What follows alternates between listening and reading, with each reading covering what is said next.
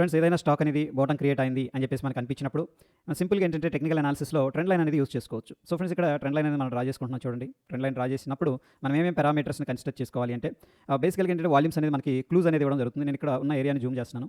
మనం అబ్జర్వ్ చేసినట్టయితే ఇక్కడ వాల్యూమ్స్ తగ్గిపోయాయి. అంటే ఫస్ట్ సైన్ అనమాట. ఎప్పుడైతే బాటమ్ అనేది క్రియేట్ అయిందని చెప్పేసి అనిపిస్తుందో ఆ టైంలో వాల్యూమ్స్ ఇక్కడ తగ్గిపోయాయి. అంటే సెల్లర్స్ అనేవాళ్ళు పెద్దగా ఇంట్రెస్ట్ లేరు అని చెప్పేసి ఈ క్యాండిల్ ఇన్ఫర్మేషన్ ఇస్తుంది. అగైన్ సెల్లర్స్ అటెంప్ట్ చేశారు, but with huge volume price అయితే రిజెక్షన్ అనేది జరిగింది. దాని తర్వాత చూడండి మళ్ళీ లో వాల్యూమ్స్ పార్టిసిపేషన్ అనేది సిగ్నిఫికెంట్గా కనిపిస్తుంది.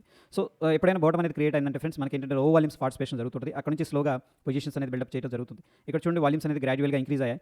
అయితే టెక్నికల్గా మనం ఈ ట్రెండ్ లైన్ అనేది గమనిస్తున్నాం కాబట్టి రెండు ఫ్యాక్టర్స్ అనేది మనకు సపోర్ట్ చేస్తున్నాయి. ఒకటి వచ్చేసరికి ఇక్కడ కైండ్ ఆఫ్ హ్యామర్ ఫార్మేషన్ జరిగింది. అంటే మార్కెట్ ఇక్కడ దాకా వచ్చింది కానీ వెంటనే మళ్ళీ అదంతా ట్రాప్ అని చెప్పేసి మనకి ఈ క్యాండిల్ చెప్తూ ఉంది. దాని తర్వాత హ్యూజ్ వాల్యూమ్స్ అనేది అదే క్యాండిల్లో పార్టిసిపేట్ చేయడం కూడా కొత్త కాన్ఫిడెన్స్ అనేది ఇవ్వడం జరుగుతుంది. ఎప్పుడైతే ట్రెండ్ లైన్ బ్రేక్అవుట్ అయిందో మనం అక్కడ ఎంట్రీ అనేది ప్లాన్ చేసుకోవచ్చు. ఆ స్వింగ్ లో కింద మనం స్టాప్ లాస్ అనేది కూడా మెయింటైన్ చేసుకోవచ్చు. బ్రేక్అవుట్ అయిన దగ్గర నుంచి కూడా మనం చూసుకుంటే 100% పైన రిటర్న్ అనేది జనరేట్ చేయడం జరిగింది.